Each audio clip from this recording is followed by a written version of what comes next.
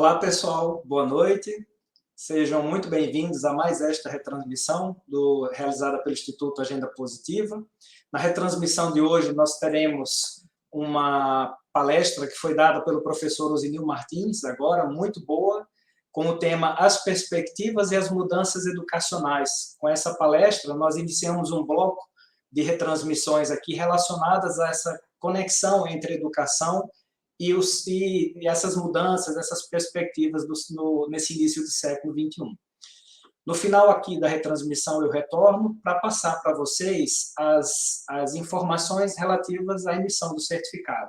Então, desejamos uma excelente retransmissão para vocês. Bom, gente, vamos conversar um pouquinho sobre as perspectivas de mudança que acontecem no mundo e as perspectivas de mudanças que vão atingir a educação, né? O primeiro slide para mim, por favor. John Oates, esse cidadão que disse essa frase, e isso é uma provocação, gente. Já que não sabemos qual será o conhecimento necessário no futuro, não tem sentido ensiná-lo com antecedência. Esse cidadão John Oates, ele nasceu em 1923, morreu em 1985, americano, professor e anti-escolarização. Ele era um defensor ferrenho do homeschooling, que é a forma uma forma muito acentuada de preparação das crianças para enfrentar a vida nos Estados Unidos. É o primeiro país do mundo a praticar o homeschooling numa velocidade muito grande. E o John Oates diz isso. Já que não sabemos, e nós não sabemos qual é o conhecimento que vai ser necessário no futuro, não tem sentido ensiná-lo com antecedência. Mas então, vamos ver o próximo, por favor. É fundamental que nós ensinemos as pessoas a aprender a pensar, porque se é uma questão de futuro, eu tenho que saber pensar. Aquelas pessoas que sabem pensar, elas enfrentam o futuro com sabedoria, né? Porque elas vão aprender aquilo que for necessário. Então, o que está acontecendo no mundo de hoje? As nossas escolas ainda seguem, nós vamos ver isso mais para frente, um padrão tradicional do século XVIII. Nós estamos no século XXI e as nossas escolas estão formatadas de uma forma absolutamente antiga, sem a vivacidade que é necessária para os dias de hoje. Então, é fundamental que esteja muito claro para todos nós que o papel da escola daqui para frente é ensinar as pessoas a pensar. No momento da era da comunicação instantânea, nós temos governos que estão proibindo o uso do telefone celular em sala de aula. Então, é um contrassenso absurdo, é um negócio que não acontece, que só acontece onde não tem a perspectiva de que a escola seja esse elemento fundamental que ela é. Vejam bem, eu peguei um exemplo aqui do Citibank e os discadores. O Citibank, no ano de 1956, nós estamos falando de ontem, gente, essas coisas aconteceram ontem, né? Em 1956, ligando a Europa aos Estados Unidos, existia um cabo submarino subterrâneo, ligando os Estados Unidos à Europa, com 8 linhas de telefone. Então, o Citibank contratou os discadores, que eram pessoas que ficavam discando até conseguir a ligação que eles precisavam. Quando eles conseguiam essa ligação que eles precisavam, eles mantinham-se na linha, mesmo que não tivesse assunto nenhum a ser tratado, lendo jornais ou dos Estados Unidos ou da Europa para o seu interlocutor, de forma a manter essa linha sob controle, para não perder essa linha, porque ela prejudicava os negócios do banco, tá? E isso em 1956, eu estou falando de ontem. Tá? Hoje, como é que é? Hoje você tem a comunicação absurdamente instantânea, as coisas acontecem do lado da tua casa ou do outro lado do mundo e você fica sabendo instantaneamente, porque a tecnologia tomou conta dessa área e projetou uma capacidade de comunicação incrível. Então, nós temos que ter a comunicação como aliada dentro desse processo da educação. Ela não pode ficar de fora.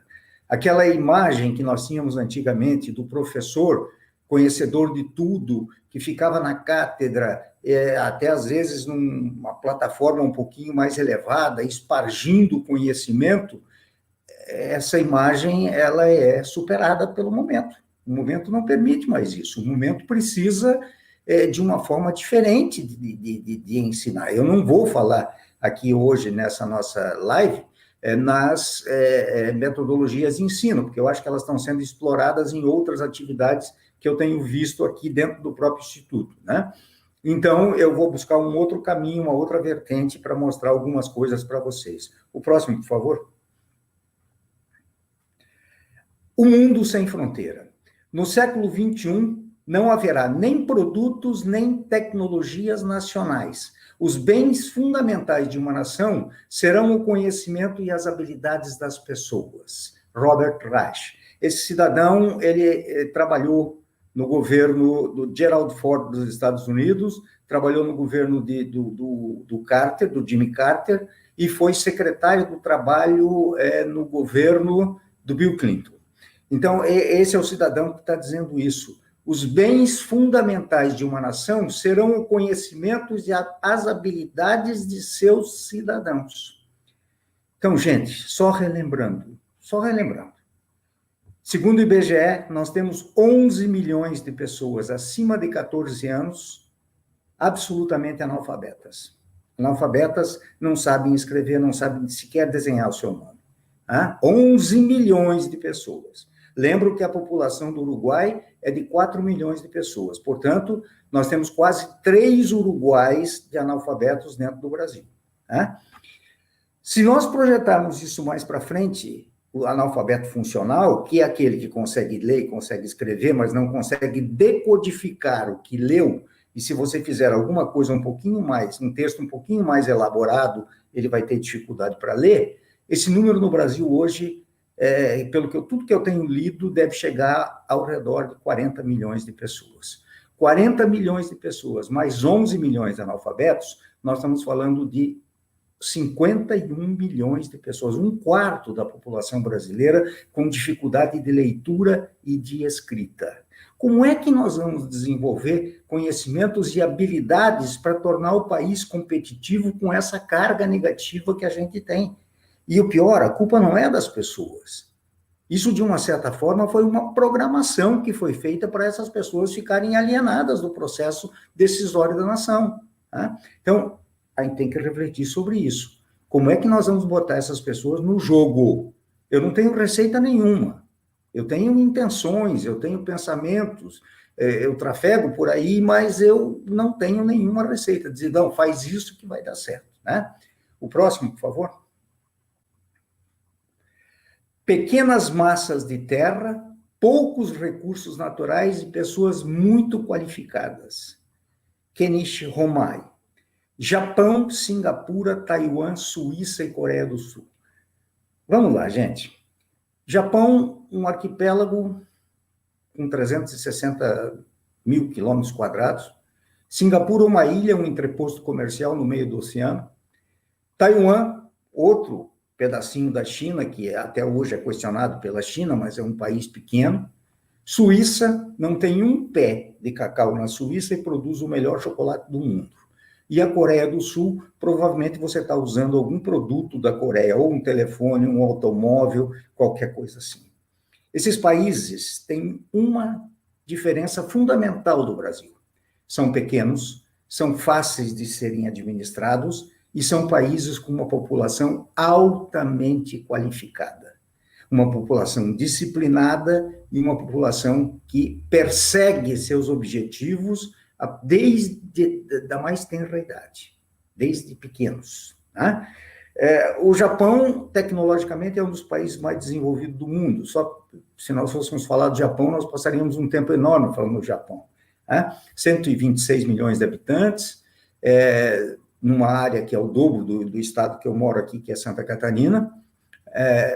Singapura, uma ilha do tamanho, talvez, de Florianópolis, um pouquinho maior, com 5, 6 milhões de habitantes. Florianópolis tem 600 mil habitantes, 500 mil habitantes. A Coreia do Sul também. O que diferencia esse povo? É a qualidade da educação. O próximo. O fator que garante o sucesso das economias na orla do Pacífico é a educação. John Naisbitt. John Naisbitt é um futurista. Ele escreveu lá nos anos 80 um livro chamado Megatendências. Eu tive a oportunidade de ler esse livro, onde ele elencava quais eram as 10 mudanças que afetariam o mundo. Né? A partir daí, ele escreveu agora o Megatendências a respeito da China. Foi um livro que eu li recentemente também. Ele mostra como é que a China está chegando ao poder entre as nações através da tecnologia e de outras coisas mais, né, que não é o motivo do não é o nosso objetivo aqui, mas o que ele diz aí é claro: a educação é a pedra que movimenta a economia do mundo moderno. Se nós não tivermos educação, nós vamos ser partícipe periférico desse processo todo. Quer dizer, nós não vamos ser agentes modificadores, nós vamos ser fornecedor de alguma coisa, como já acontece hoje. Tá? Eu vejo muita gente falando mal do nosso agronegócio, que ele é poluidor, que ele destrói, que ele não sei o que e tal, mas se não fosse o agronegócio hoje, a nossa situação seria desastrosa, porque o agronegócio é que consegue segurar efetivamente a entrada de dinheiro forte no país. Né? Então, isso é uma coisa que a gente tem que pensar. O próximo, por favor. Vejam esse dado, gente. 69% da população japonesa tem curso superior. O ano letivo tem 257 dias e 10 horas de aula por dia. Essa é a condição de trabalho no Japão. Aí vocês vão dizer, poxa, mas e a criança brinca quando? Brinca dentro da escola. A aula de educação física tem esse objetivo. Mas lá os alunos limpam a escola? Lá os alunos limpam a escola. Depois que eles têm a merenda, ou têm o almoço, ou qualquer outra coisa, eles vão lavar a louça daquela que eles produziram a sujeira, eles vão limpar. Lá aluno limpa banheiro. Se nós fizermos isso aqui, Deus do céu, o mundo vai cair, porque o meu filho não foi feito para isso. Então, a gente cria as crianças dentro de uma redoma de vidro, tá? E eles não participam de nada, eles não aprendem nada, porque eles não fazem nada. Na Coreia do Sul, o maior índice de mestres per capita do mundo. Os professores são considerados heróis. Esses tempos atrás, uma revista de circulação nacional, não me lembro qual foi, acho que foi a Veja, publicou uma reportagem sobre o ganho dos professores sul-coreanos. Tem professor ganhando mais de $1 milhão por ano, porque ele é dono de algumas habilidades que outros não têm. Então, as aulas dele são mais procuradas no ensino superior. Né? Então, são coisas, gente, que estão acontecendo. E essas populações desses países menores são altamente qualificadas. O próximo, por favor. A nova sociedade de serviço. A nova sociedade de serviço, ela vai exigir um perfil profissional diferente. Aquele perfil profissional que as nossas escolas formavam e continuam formando até hoje, de gente para a indústria, esse perfil acabou. Hoje, o fim dos empregos na indústria é um fato. Se nós pensarmos um pouquinho, nós vamos ver o seguinte, no livro do Jeremy Rifkin, chamado O Fim dos Empregos, esse livro ele escreveu no final dos anos 90, ele diz o seguinte: a população economicamente ativa dos Estados Unidos tem 30% das pessoas trabalhando na área industrial e tem 3% das pessoas trabalhando no campo. Com 3% das pessoas trabalhando no campo, numa agricultura num agronegócio extremamente qualificado tecnologicamente, você produz alimento para o mundo inteiro. Então, o que está acontecendo hoje? A redução na indústria, a quarta revolução industrial, né, que está acontecendo é tecnológica. Tudo que está acontecendo, quem não se adaptar a esse desenvolvimento tecnológico, robotizando, mecanizando, informatizando. Enfim, quem não fizer isso vai perder competitividade. Então, o fim dos empregos na indústria é um fato. Isso é uma das coisas que mais me agonia, porque eu não vejo o esforço dos governos em todos os seus níveis, federal, estadual e municipal, no sentido de se preparar para isso. Como é que nós vamos qualificar as crianças? E esse exemplo que está ali embaixo, por exemplo, é sério. Se a indústria ocupar 10% dos trabalhadores da população economicamente ativa, a agricultura 2%, a área de serviço vai absorver os outros 88%? Será que é isso que nós estamos pensando? Vamos pegar o Brasil dos anos 50. 80% da nossa população nos anos 50 estava no campo. Ela era uma população de agricultores. Hoje, o IBGE nos diz o seguinte: 84,5% da população brasileira está dentro das cidades. O Brasil urbanizou-se. O campo hoje tem mais tecnologia embarcada do que nós nem imaginamos. Hoje você está usando drones no campo, você está usando medidores de temperatura no solo, você tem ordenha automáticas em que os animais dirigem-se diretamente na hora em que eles forem treinados para entrar nos seus ambientes de ordenha. Né? Então, isso tudo está acontecendo. Cada vez eu estou precisando de menos gente para trabalhar no campo. Então, o que está sobrando é a área de serviços. Até quando a área de serviços vai absorver esse pessoal, né? Que está em excesso? E qual é a qualificação desse pessoal para trabalhar na área de serviço? Isso é outra coisa que nós temos que pensar um pouquinho também. Então, isso é uma preocupação muito grande, porque ela exige um profissional altamente qualificado. Próximo. A nova sociedade de serviço vai ter 3 áreas principais de trabalho. Primeiro, serviços de produção personalizada. Hoje, o indivíduo vai comprar um carro, ele quer comprar um carro de acordo com as suas necessidades. E a empresa que está produzindo esse carro, mesmo que demore um tempinho a mais, ela vai produzir esse carro dentro da necessidade do consumidor. E isso está valendo para tudo. Tudo hoje é personalizado. Aquela produção em série que existia antigamente, que tornava o produto mais barato, ela não está interessando as pessoas que têm um poder aquisitivo maior. As pessoas querem dar o toque pessoal àquilo que é seu. Tá?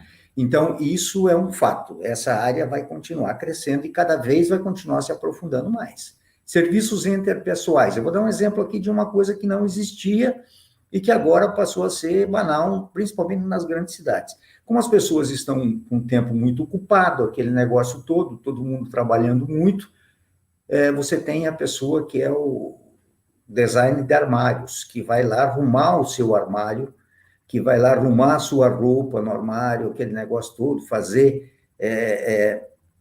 a arrumação da casa. É uma pessoa que faz esse tipo de coisa, cobra o seu valor e vai embora. Esses serviços interpessoais devem crescer. A disponibilização desse serviço e o uso desse serviço vai ser mais efetivo.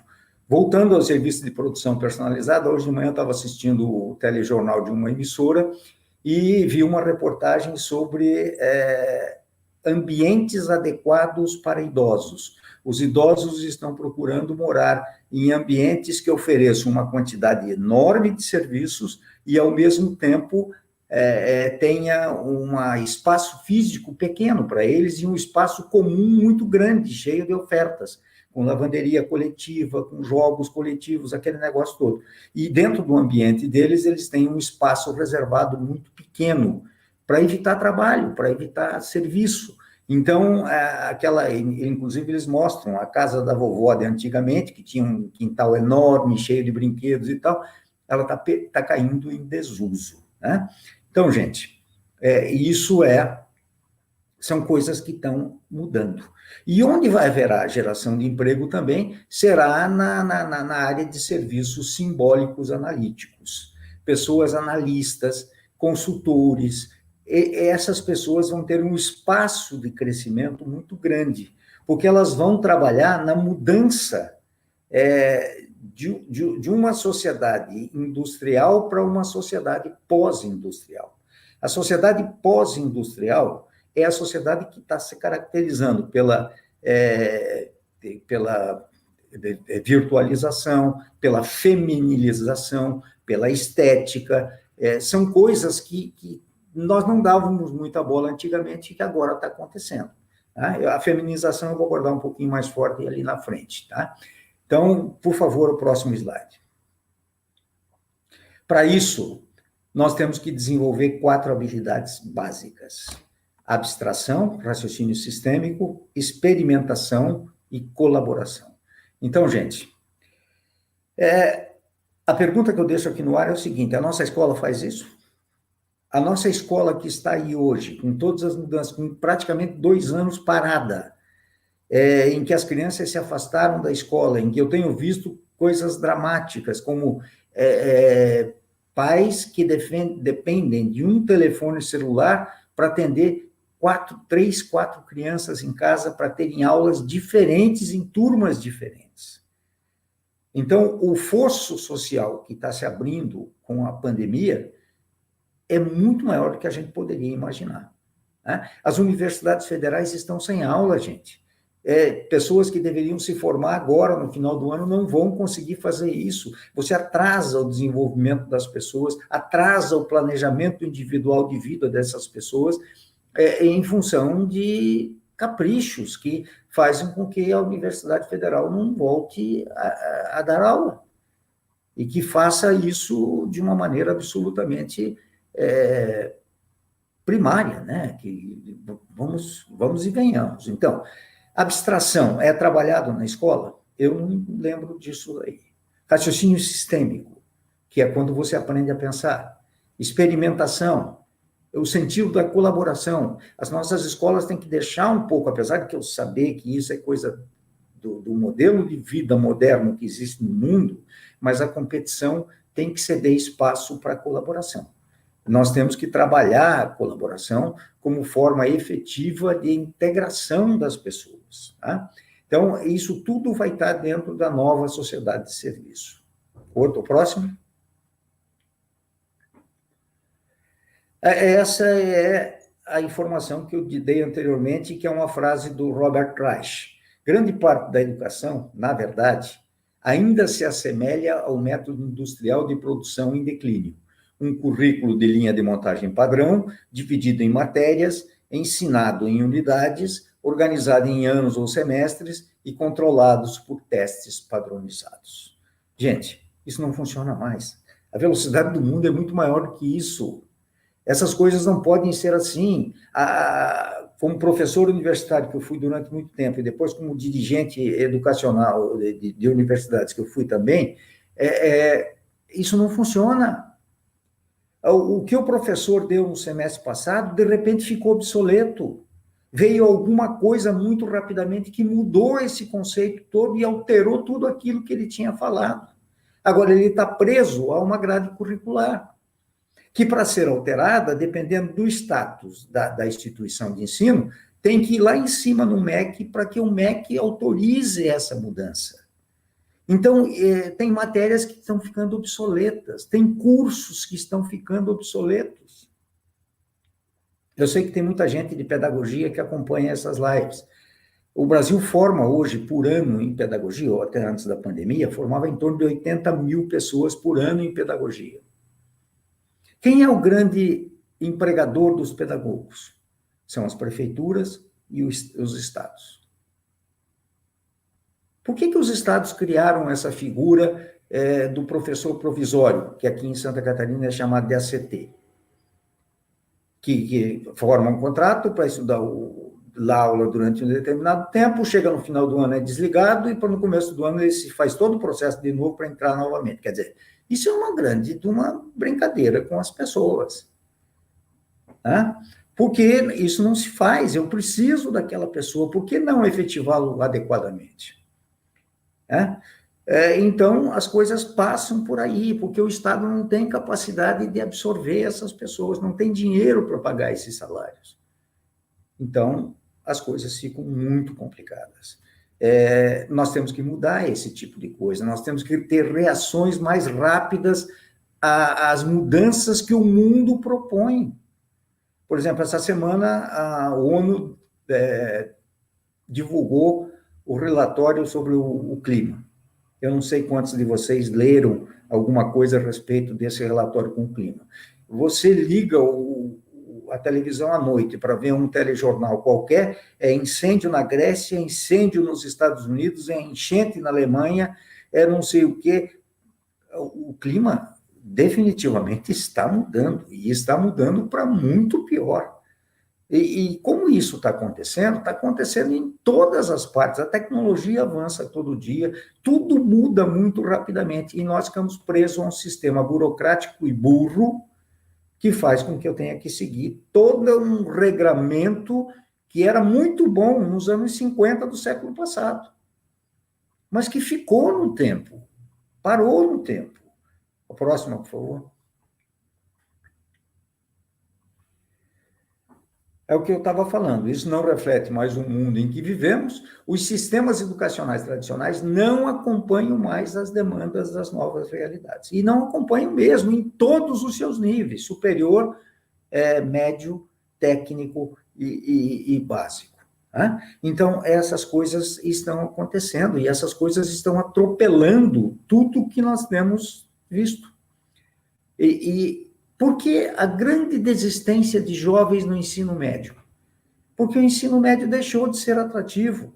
Nós temos informações de que, durante a pandemia, 4 milhões de jovens no Brasil, do estudo superior médio, superior e médio, basicamente superior médio e técnico, deixaram de frequentar as salas de aulas. 4 milhões de pessoas. Olha o estrago que isso representa num país com 11 milhões de analfabetos, e com 40 milhões de analfabetos funcionais.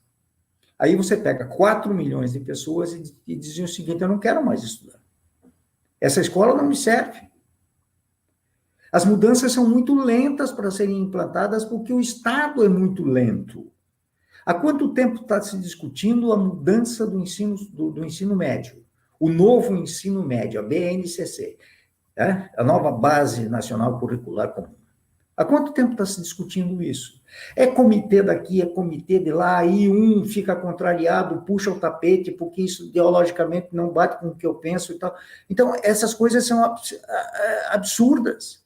São absurdas, porque quem paga essa conta é o país, cortando o sonho de milhares de jovens que têm sonhos, que desejam alcançar coisas, mas que são impedidos pela burocracia estatal e pelo próprio pela própria qualidade da educação que é ofertada. Não adianta, nós temos que dar um choque de modernidade em todo esse sentido. Próximo, por favor. Qual é a forma mutável do trabalho? O trabalho vai mudar daqui para frente. Esse trabalho, como nós o conhecemos, eu vou aqui cometer uma ousadia, mas vou falar, eu, particularmente, acredito que vai sofrer mudanças brutais. Eu não acredito em carteira profissional, eu não acredito nessa estrutura que está aí. Eu acho que daqui para frente vai acontecer o que, de uma certa forma, já está acontecendo com a informalidade atingindo o mercado de trabalho. Aí vocês vão dizer, mas aí vai acabar o fundo de garantia, vai acabar... De uma certa forma, gente, isso já está comprometido. Né? Então, quando é que você vai ser contratado? Pela tua habilidade, pela tua qualificação num determinado assunto, você vai fazer parte de um grupo de projeto. Eu sou bom em tal coisa. Então, na hora em que alguém, em algum lugar, for trabalhar isso daí, e se lembrarem de mim, vão dizer assim, Zenil, você pode vir aqui nos ajudar nisso, o contrato é esse, por esse tempo, assim, assim, assim.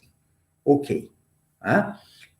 Grupo de trabalhadores sazonais. São aqueles que trabalham em determinadas épocas do ano. Por exemplo, o Natal. No Natal, as empresas absorvem um contingente a mais de empregados, principalmente na área comercial, para fazer frente a uma demanda de consumo.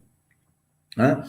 Então, os grupos de trabalhadores sazonais. A safra de um tal produto vai exigir que eu contrate 500 pessoas para fazer esse tipo de trabalho. Então, aí é um grupo de trabalhador sazonal. E o grupo familiar. As empresas familiares vão ter um crescimento muito grande, porque as pessoas vão começar a descobrir habilidades na família que podem ser exploradas comercialmente. E vamos trabalhar esse tipo de coisa.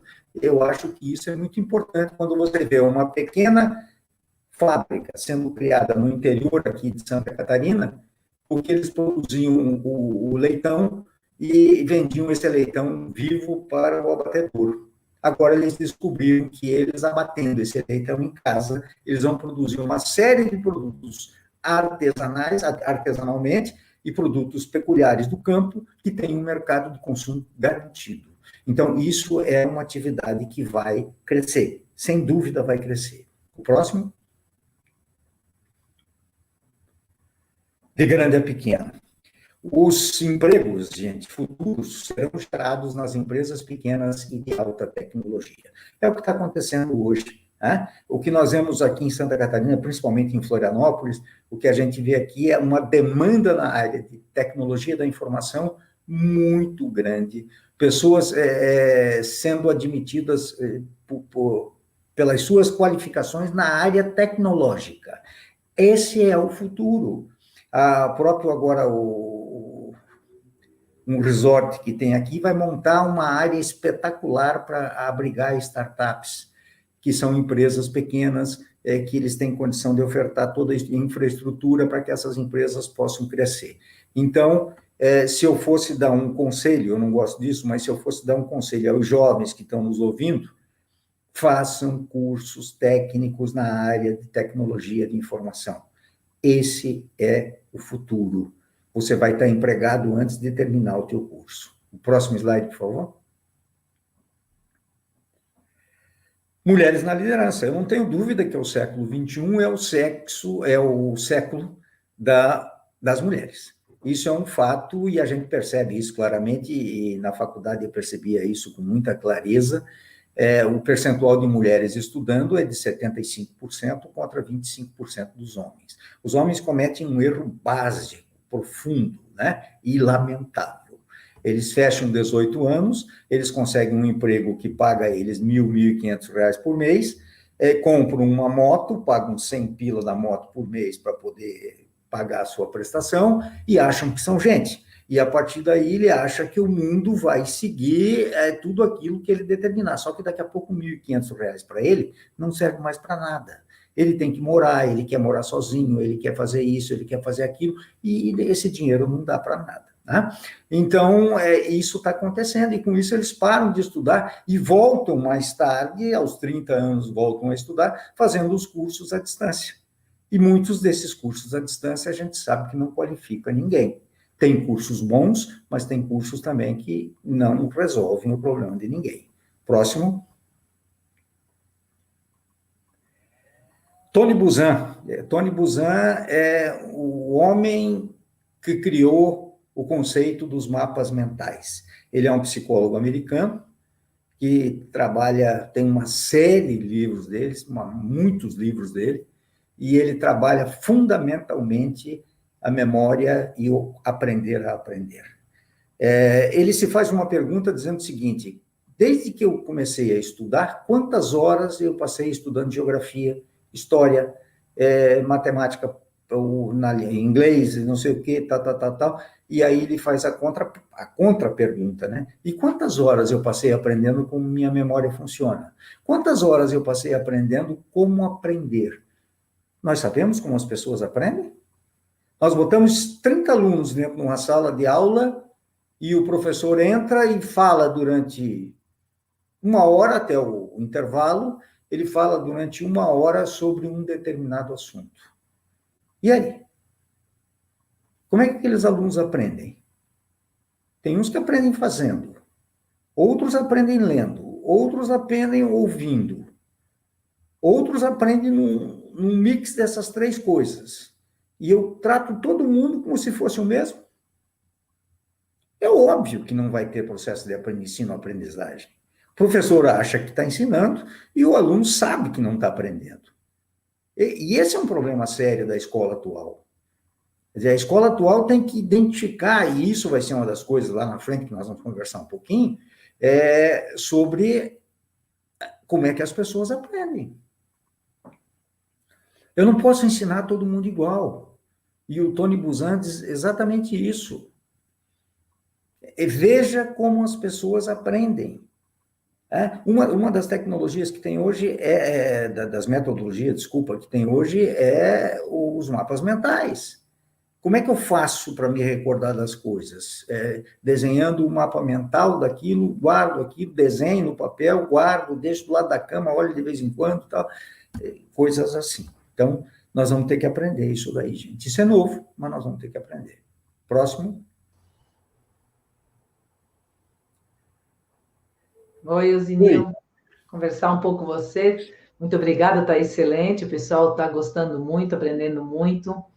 E também, quando você colocou, eu me lembrei, né, sobre a memória. Nós temos uma live do doutor Eduardo Legal, uma live aí do Instituto. Quem quiser assistir, é bem, bem interessante que ele aborda, né, sobre a memória.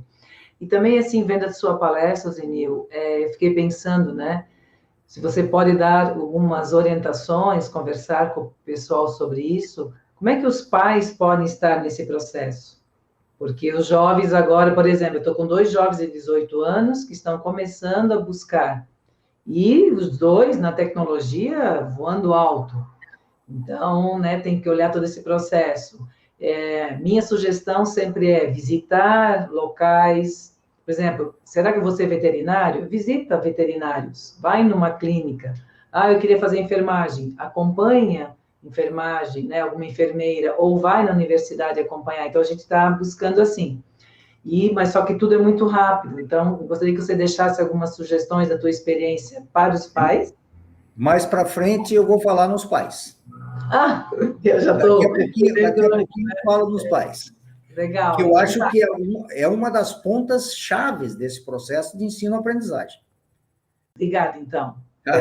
Ok. A próxima lâmina, por favor. Bom, aqui tem um problema muito sério, gente, que nós já estamos vivendo hoje, né? E isso é muito presente na vida das pessoas, né? Uma das coisas que mais me incomoda é quando você conversa com os jovens e você sente que há uma perda de sentido da vida a longo prazo. O que significa isso? Falta de perspectiva.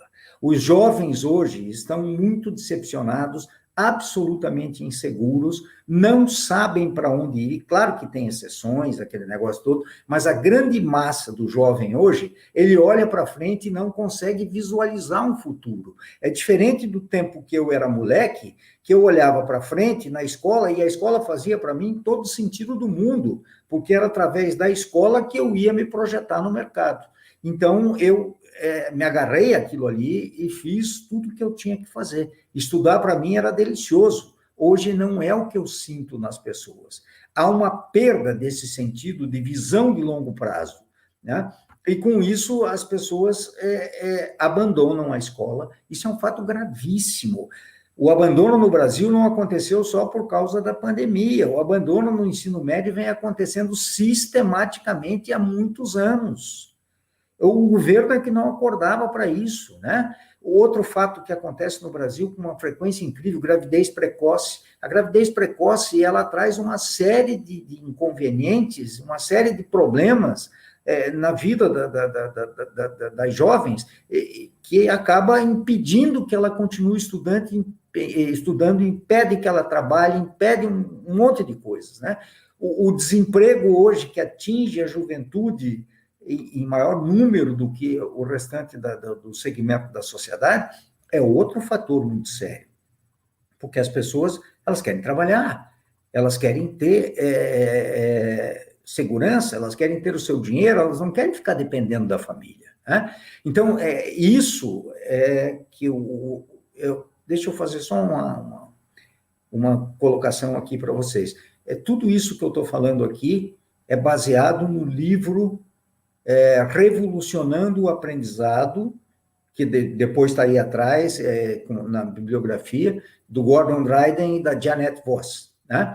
Que são 2 autores que escreveram um livro maravilhoso. Eu emprestei esse livro para alguém, agora estou tentando me lembrar para quem foi que eu emprestei, porque eu consultei ele está com a edição esgotada e nos sebos ele está sendo vendido por R$300. Então, é muito dinheiro, né, para um livro que já foi editado há muito tempo. Mas o livro é atualíssimo e ele é brilhante. Vale a pena a leitura desse livro. O próximo, por favor. Bom, aí eu quero mostrar para vocês, não vai dar para ver os números, mas eu quero mostrar para vocês o envelhecimento do Brasil. Tá? Esta é a pirâmide de idade do Brasil antes do bônus demográfico. Primeiro eu quero explicar o que é bônus demográfico. Bônus demográfico é o momento em que o grosso da população de um país está entre essa barra azul forte de baixo ao azul fraco de cima. Então, nesse miolo ali, se concentra o grosso da população em idade de trabalho. Este é o momento que um país deve ficar rico. Isso. Né? O momento em que o país tem que ficar rico é o momento que ele tem a maior parte da sua população trabalhando. Então, esta pirâmide de idade que nós estamos vendo aqui é do Brasil e é do ano de 1990 e a fonte é o IBGE, Instituto Brasileiro de Geografia e Estatística.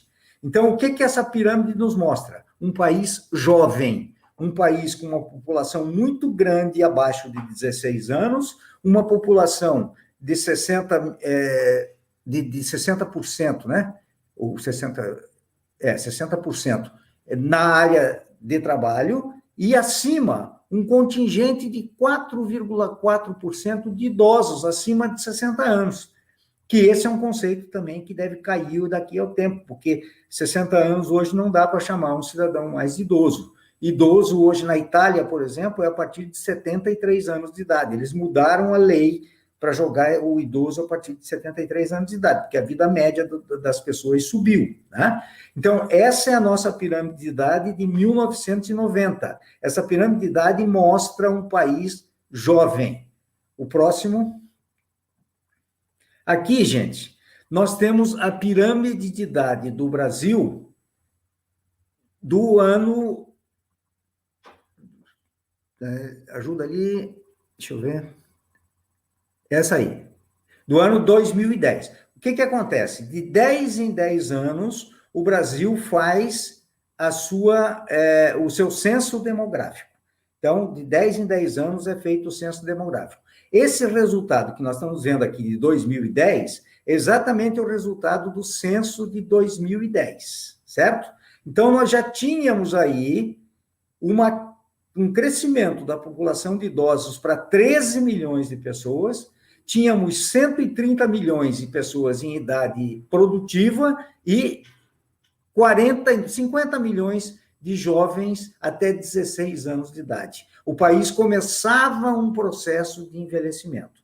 A partir desse censo que foi realizado, o IBGE projetou o censo de 2020, que até agora o censo de 2020 não foi realizado por causa da pandemia. Ele passou para esse ano, mas esse ano foi cancelado novamente. Então, em 2020, a projeção que o IBGE fez, baseado no censo de 2010, foi a seguinte: nós estamos agora com 19 milhões de habitantes, acima de 60 anos de idade, 146 milhões de habitantes em idade produtiva e 41,5 milhões de habitantes até 16 anos de idade. Vejam que o Brasil começa a envelhecer. Ele cai de 49 milhões para 41 milhões na juventude. Então, isso faz o quê, gente?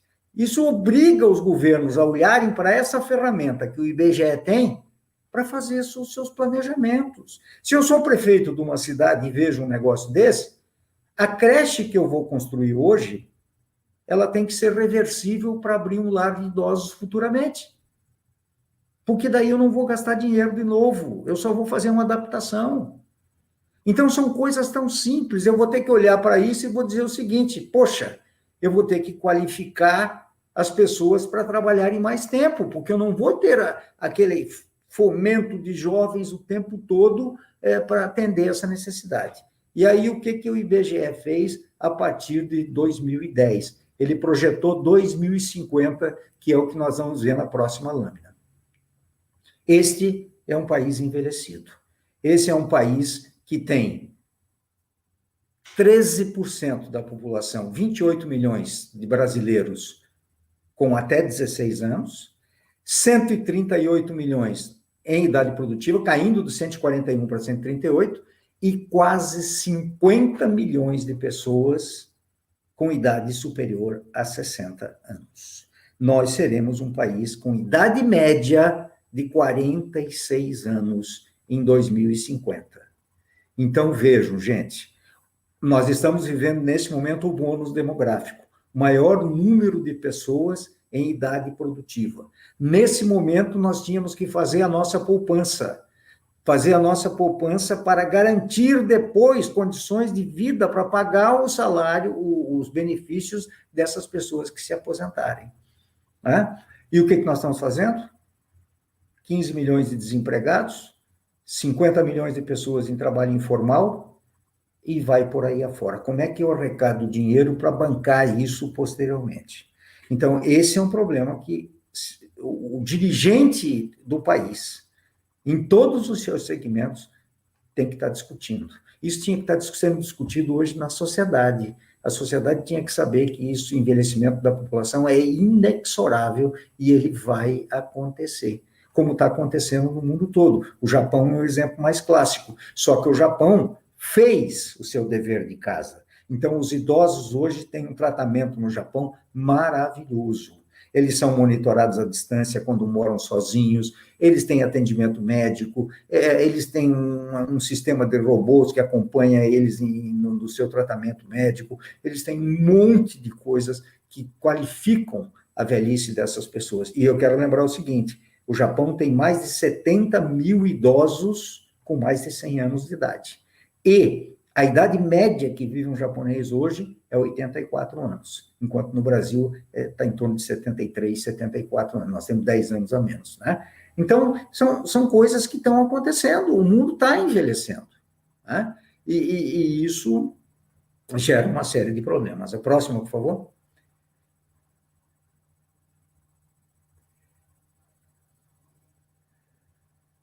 Bom, aqui tem uma coisa que é muito séria para ser colocada. Assuma o controle da sua própria vida. Até ontem, quem assumiu o controle da vida da gente era a empresa. Eu, quando entrei para trabalhar numa multinacional, fiquei 20 anos nessa multinacional, eles planejaram minha carreira, eu tinha que estar pronto para assumir os compromissos que me eram propostos. Hoje não. Hoje você tem que construir a sua vida. Você tem que batalhar pelas coisas que você acredita. Você tem que se autoeducar para aquilo que você quer chegar. Tá? Então, você quer ser um day trader, por exemplo, que é uma profissão que está em crescimento aí e tal, vai estudar. Contrate um professor online, acompanha, acorda 2, 3 da manhã para ver a abertura do mercado asiático, como é que funciona isso, aquele negócio todo. Enfim, você é dono do seu nariz, não adianta culpar os outros depois. Próximo. Bom, agora vamos ver aqui algumas coisas que eu também, baseado no livro, a gente sugere aqui como caminhos para a educação de excelência. Primeiro, repensar o papel das comunicações eletrônicas. Usar o sistema a nosso favor. Né? Criar as condições para que nós possamos usar a tecnologia a nosso favor. Aqui, respondendo a Juliane, educar os pais para a nova educação. Gente, os pais têm que estar envolvidos nesse processo. Os pais não podem achar que escola é depósito de criança e que faz o papel deixando a criança das 8 da manhã às 18 dentro de uma escola, porque aí me dá garantia que eu posso trabalhar. Não, pai tem que viver a educação junto com os filhos. Agora, aqui tem um problema seríssimo. Esses pais que estão aí são pais que não têm a qualificação para acompanhar esse desenvolvimento, porque eles não passaram por esse processo na escola. Então, eles estão ali, eles estão olhando, eles estão perdidos. Eu vi depoimento de senhoras que estavam interessadas em ajudar agora nesse momento de pandemia, dizendo o seguinte, eu não sei o que fazer.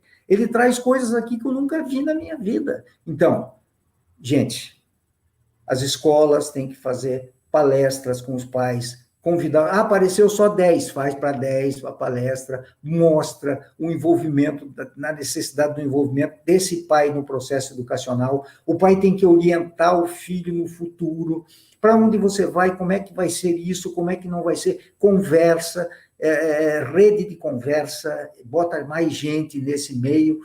Quando eu fui secretário de Educação de Indaial, nós fizemos isso em algumas escolas, funcionou bem demais, né? Porque eu acho que é o que tem que ser feito.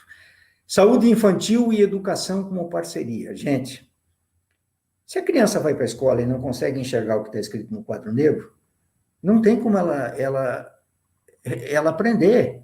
Então, a relação entre a Secretaria de Educação e as demais secretarias, principalmente a Secretaria da Saúde, é fundamental para que tenha um sistema em que as crianças possam fazer os seus exames oftalmológicos, enfim, exames médicos dentro da própria escola.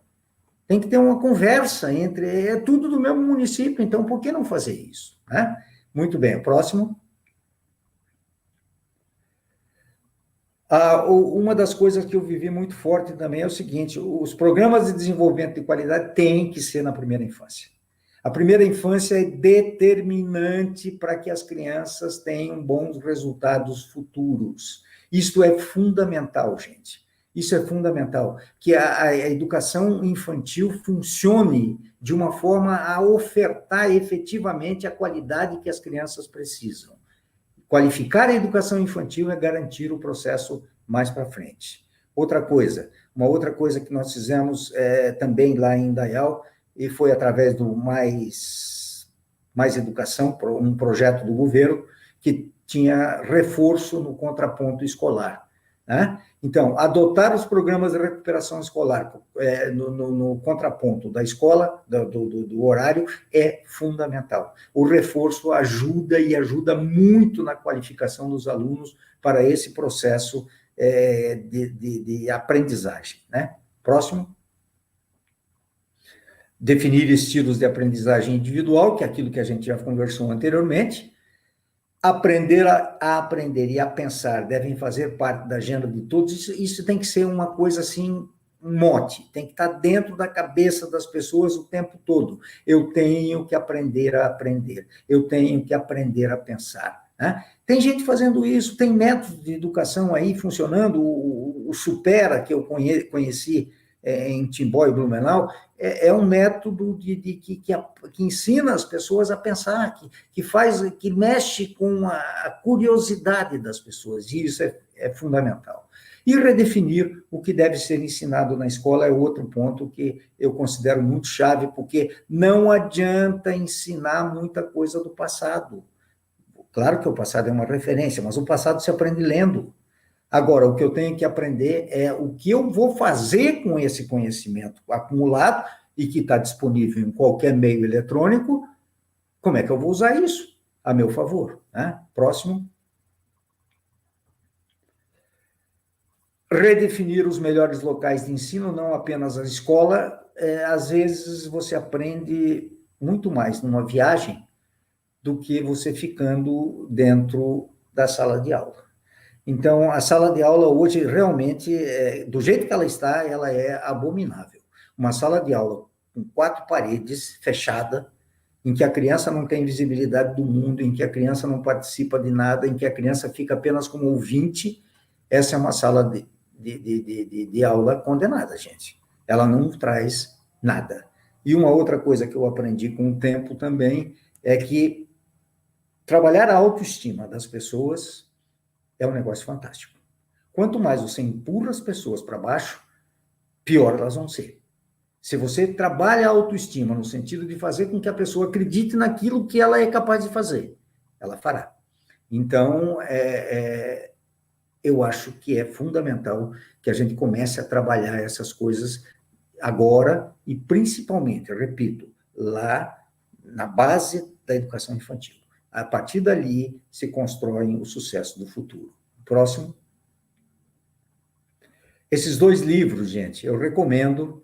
O primeiro, Revolucionando o Aprendizado, é um livro, inclusive, escrito dentro de uma metodologia moderna. Numa página ele tem texto, na outra página ele tem um desenho, ele tem uma colocação, alguma instigação, uma provocação. É muito bom de ler o livro, né? E A Era do Paradoxo, do Charles Hang, que é outro livro fantástico que mostra essa confusão toda que está aí, porque nós estamos vivendo hoje uma confusão monumental, né? Em que as pessoas estão literalmente perdidas. Bom, pessoal, espero que vocês tenham gostado dessa palestra, dessa retransmissão de palestra aí com o professor Osimil Martins. E agora gostaríamos de convidar vocês para a nossa próxima retransmissão, que será com a professora mestra Norma Viapiana. A Norma ela deu uma excelente palestra sobre aprendizagem por competências, que é um novo paradigma, né, uma nova forma de aprender, que ela tem sido cada vez mais pensada e utilizada agora, junto com essas mudanças todas que a gente tem visto aí na área da educação. Então, no dia 13 de janeiro, nós convidamos vocês aí para essa retransmissão de palestra. Sobre a emissão do certificado, então, você vai clicar no link que está aí na descrição do vídeo, ou você abre o aplicativo da câmera e você aponta para a tela, né, para esse QR Code. Tanto o link quanto o QR Code vão levar você para a página de emissão do certificado, e aí você acessa essa página utilizando ou a sua conta do Facebook ou do Google, né? Verifique o seu nome e e-mail, isso é super importante para que tanto o nome saia corretamente no seu certificado quanto que ele vá para o e-mail que você definiu. E para a emissão do certificado hoje, você vai precisar utilizar o código 5456. E em seguida, basta clicar no botão Gerar Certificado. A emissão gratuita dos certificados ficará disponível durante 48 horas após o término desta palestra, lembrando que nós respeitamos o horário de Brasília. Mais uma vez, o nosso código de hoje, 5456. Agradecemos mais uma vez a presença de vocês aqui e esperamos vocês mais uma vez na nossa próxima retransmissão com a professora Norma Viapiana. Boa noite a todos.